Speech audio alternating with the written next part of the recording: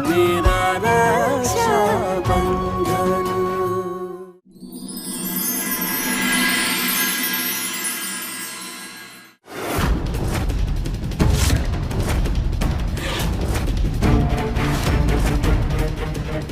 कहा था ना मैंने, इस चुईया के पर निकल आए हैं। ले, अब थमा दी मैंने शिवा के हाथ में कैंची। अब मूंग सिंह आगे आगे देख होता के है।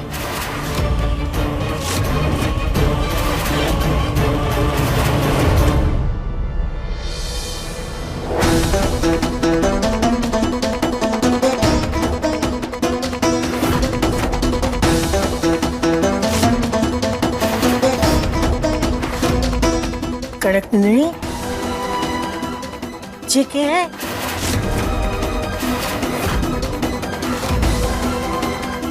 शिवा,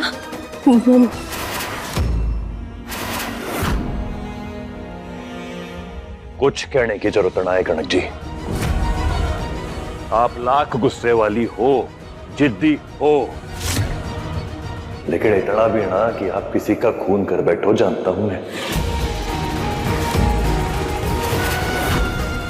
मैं जानता हूं कि ये अपने फंसाने का कोई खटिया खेल है, और ये खेल खेलने वाला जो कोई भी है ना, शिवा उसने ढूंढ निकालेगा। ये वादा है हमारा।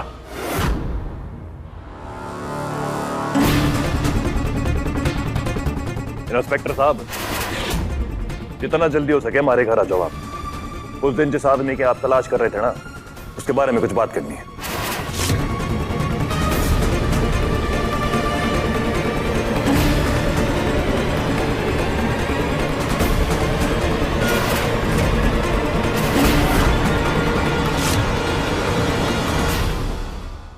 रसाल, प्लीज अपने भाई को रोक, वो पुलिस बुला रहा है। रसाल, अगर पुलिस आई तो मुझे जेल जाना पड़ेगा, और मुझे जेल नहीं जाना है। आप इतना घबरा क्यों रही हैं? आप फिक्र मत करिए, वो फोटोज नकली है, आप निर्दोष हैं। पुलिस आएगी तो वो असली अपराधी को पकड़ेगी, आप चिंता मत करिए। भाई साहब सच का पता लगा लेंगे भाभी साहब। और सच की तह में वो मेरे हाथ खून से रंगे पाएगा। रसाल, मैंने उस आदमी का खून किया है।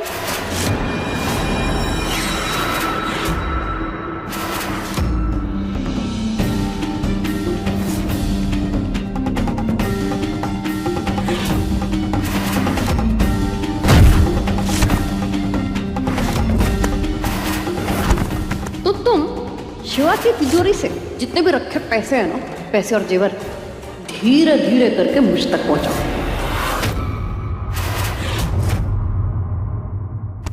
रसाल, मैं शिवा को सब कुछ सच सच बता देना चाहती थी, पर चकोरी भाषा ने मुझे बहुत बुरी तरह फंसाया हुआ था, और मुझसे पहले वो पहुंच गई शिवा तक।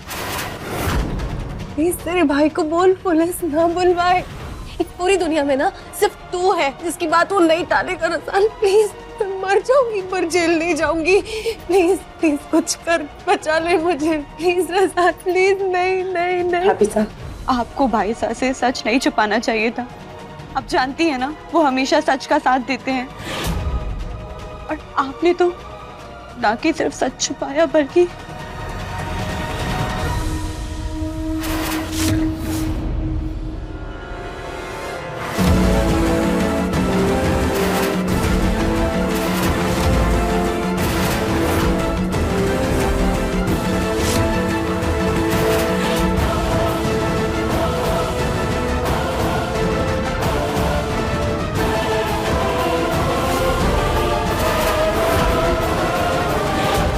शिवा मेरी बात सुनो। शिवा प्लीज मेरी बात सुनो। शिवा, शिवा प्लीज मेरी बात सुनो। शिवा सुनो मेरी बात। मैं मर जाऊंगी लेकिन जेल नहीं जाऊंगी। प्लीज प्लीज तुम बचा लो मुझे प्लीज।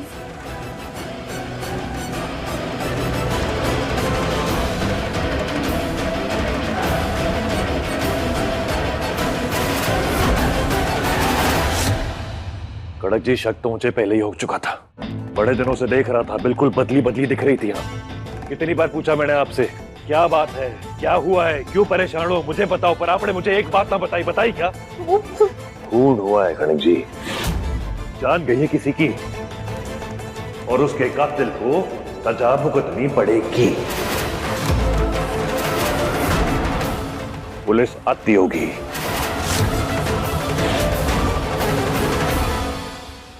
शिवराज उमेश सिंह, कहाँ हैं आप?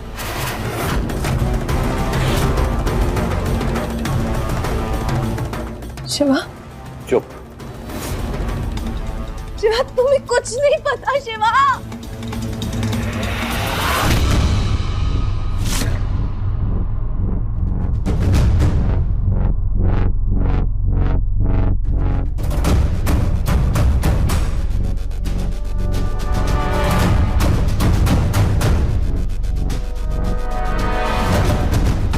जी इंस्पेक्टर साहब, आपने मुझे फोन करके बताया था कि उस मिसिंग पर्सन के बारे में आपके पास कुछ जानकारी है। कहाँ है वो? वो आदमी अब इस दुनिया में नहीं रहा, उसका खून हो चुका है। ये आप क्या कह रहे हैं? फोन किसने किया? क्या आप उसे जानते हैं?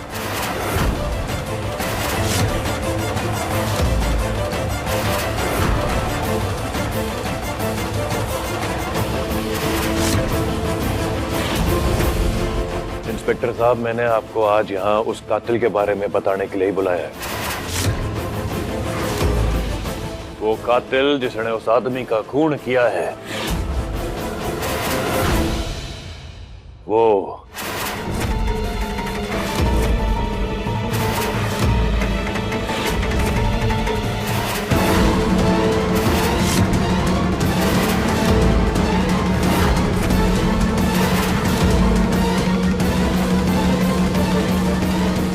कातिल मैं हूं इंस्पेक्टर।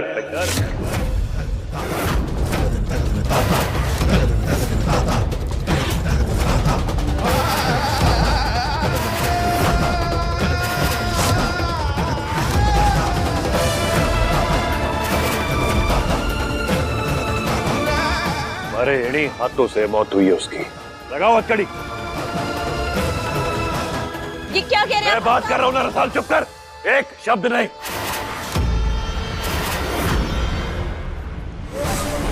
महानता की मूर्त बनना तो तेरे खून में है। जानती थी जब तुझे ये सब पता चलेगा तो कनक का खून का इल्जाम अपने सर पे लेगा। लगाइए हथकड़ी इंस्पेक्टर, मैं हूं खूनी। हथकड़ी लगाओ।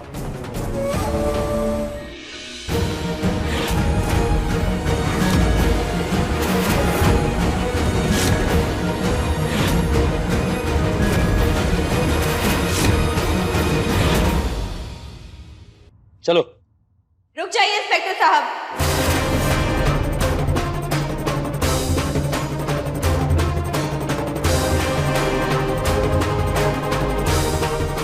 खून इन्होंने नहीं किया। रसाल चुप। आपने खून किया है? हाँ, तो आपके पास सबूत होगा ना, दिखाइए इन्हें।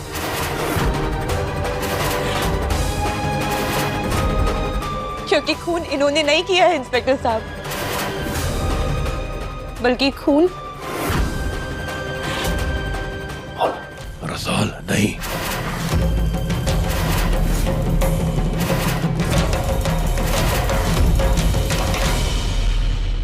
मैंने किया है।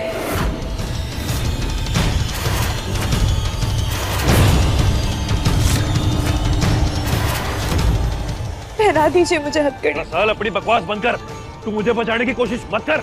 बचाने की कोशिश तो आप कर रहे हैं ना भाई साहब।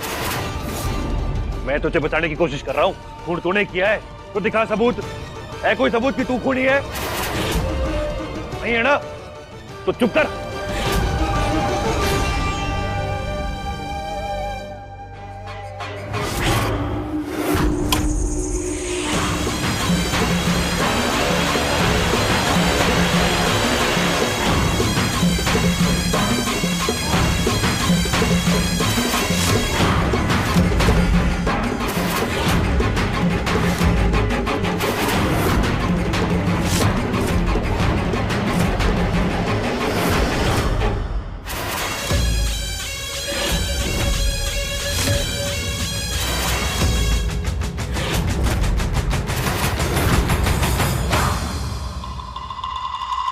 इंस्पेक्टर साहब आप ये सब छोड़िए, तो घर का कचरा है। देखिए, मैंने आपको आज यहाँ अपना गुनाह कबूल करने के लिए बुलाया है। कुड़ी मैं हूँ, खून मैंने किया है। रसाल हमारी बहन है, हमारे हाथ मटकड़ी देख के थोड़ा परेशान हो गई तो इसलिए झूठ बोल रही है। आप ये सब छोड़ो, हमारे को जेल लेके चलो। आओ। 1 मिनट, आप दोनों में सच कौन बोल रहा है ये मैं नहीं जानता, लेकिन आप दोनों उमेद प्रताप सिंह जी के बच्चे हैं। मैं उनकी बहुत इज्जत करता था, इसलिए मैं आप दोनों को 24 घंटे की मोहलत देता हूं ताकि सच का पता लगा सके और असली खूनी कौन है ये क्लियर हो सके।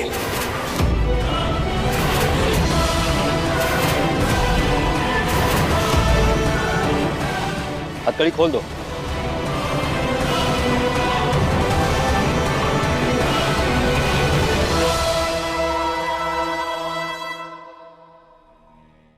शिवा, जिंदगी भर तुम्हारा एहसान नहीं उतार पाऊंगी शिवा। प्लीज हर गलती के लिए माफ कर दो मुझे मेरी।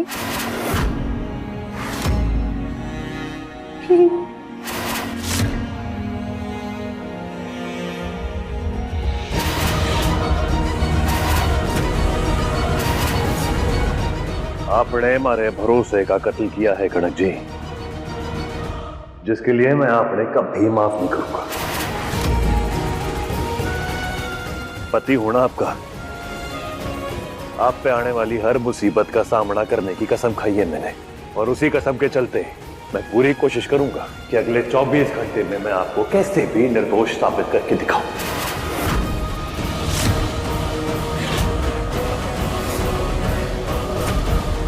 इससे ज्यादा कोई उम्मीद मत रखना हमारे से बाप। और तू, सारा दिमाग फिर गया है? क्या बकवास करे जा रही थी तू? मेरी रगों में भी तो वही खून बहता है ना भाई साहब जो आपकी रगों में है। अगर आप कनक भाभी साहब को बचाने के लिए सारा इल्जाम अपने सर पे ले सकते हैं, तो मैं भी तो आपको बचाने के लिए सारा इल्जाम अपने सर ले सकती हूँ।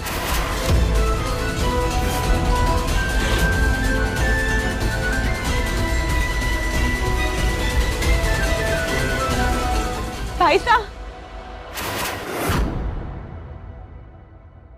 कैसी पत्नी है आप? आपके किए गुनाहों के लिए आपका पति सूली चढ़ने जा रहा है और आपकी शक्ल पे एक उफ तक ना निकली। आप इस लायक नहीं है कि मेरे भाई साहब आपके लिए इतना बड़ा त्याग करें। मैं अपने भाई साहब को ऐसा कभी नहीं करने दूंगी। और एक बात और भाभी साहब, अगर 24 घंटे बाद भी इस घर में से किसी को जेल जाने की नौबत आई ना, तो वो आप जाएंगी, मेरे भाई साहब नहीं।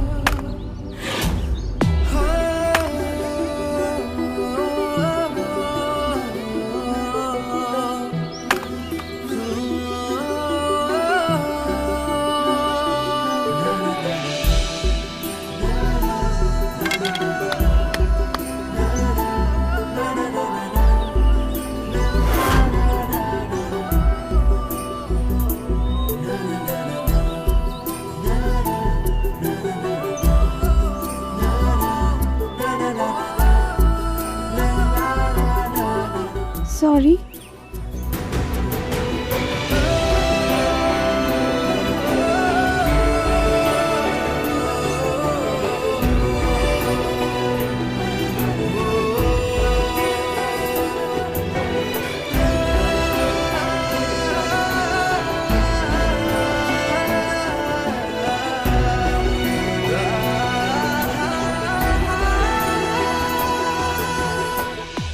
माफ कर दो, मैं बहुत डरी हुई थी।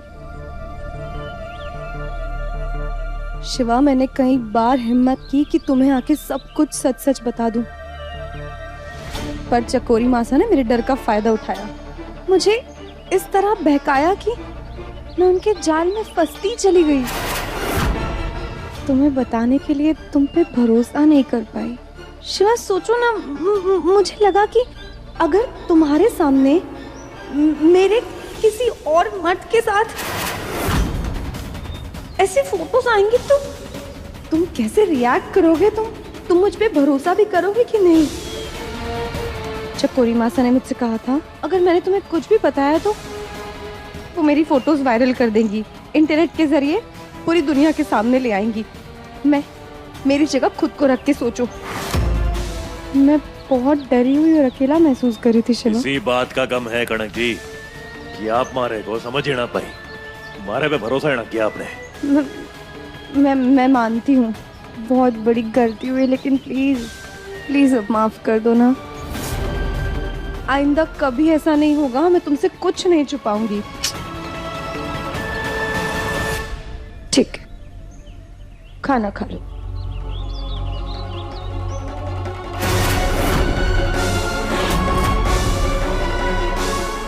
मुझसे बात नहीं करनी है मत करो, लेकिन खाना तो खा लो। फाइन, मत खाओ, मैं भी नहीं खाऊंगी। ना खाना खाऊंगी ना पानी पीऊंगी, रहते दोनों ऐसे ही भूखे।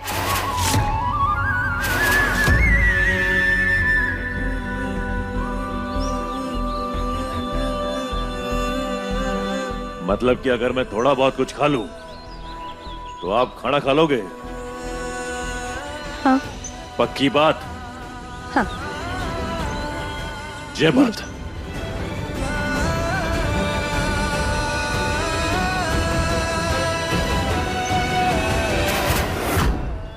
शिवा,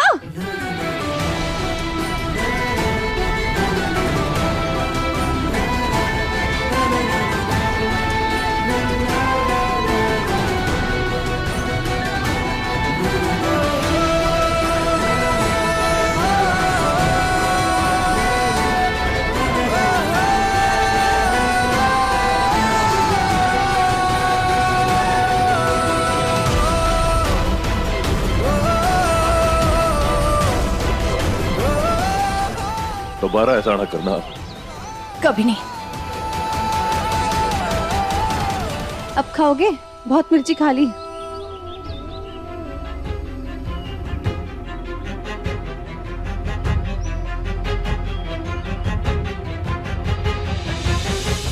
अब हम क्या करेंगे शिवा? सबसे पहले छानबीन हमें उस भंडार वाले कमरे से शुरू करनी होगी जहां लाश दिखा के चकोरी मासा ने आपको डराया था।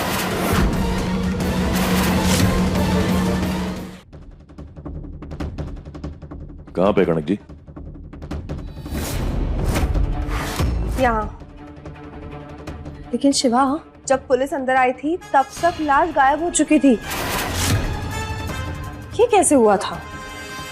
नहीं कनक जी, सोचने वाली बात यो है कि लाश को रखने और उठाने वाला काम किसने किया होगा, क्योंकि उस समय चकोरी मासा हमारे घर में ना थी।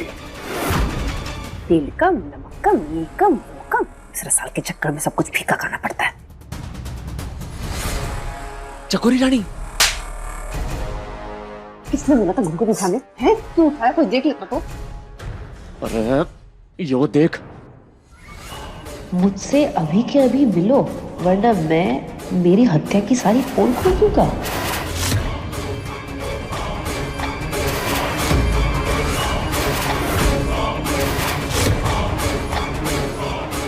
किया कैसे ये सब?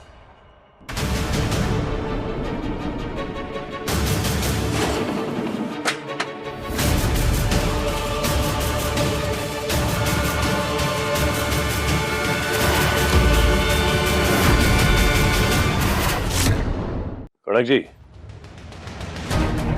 कद का ठीक हिसाब से उस आदमी का वजन क्या होगा बता सकती हैं? ये कोई 80-85 80-85 किलो।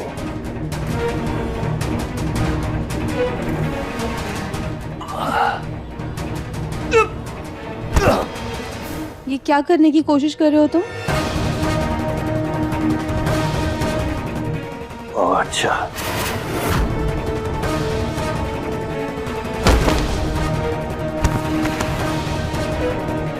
शिवा, क्या चल रहा है तुम्हारे माइंड में? ये तो गाँव में क्या कर रहा है? कौन से नंबर से मैसेज कर रहा है ये? अरे नाश्ता तैयार हुआ कि नहीं?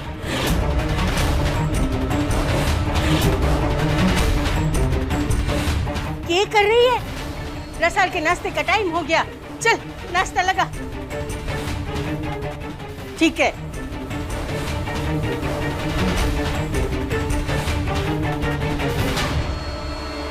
अरे वही तुम्हारे को समझ में ना आ रहा कि कौन से नंबर से मैसेज कर रहा है ये। तुम्हारे को तो लगता है कि इसका लालच बढ़ गया है। चकोरी, मैं तो कहता हूँ चलते हैं और इसका हिसाब करके आते हैं। नहीं, मैं जाती हूँ, तू यहीं रुक। तेरा मेरे साथ जाना ठीक ना है।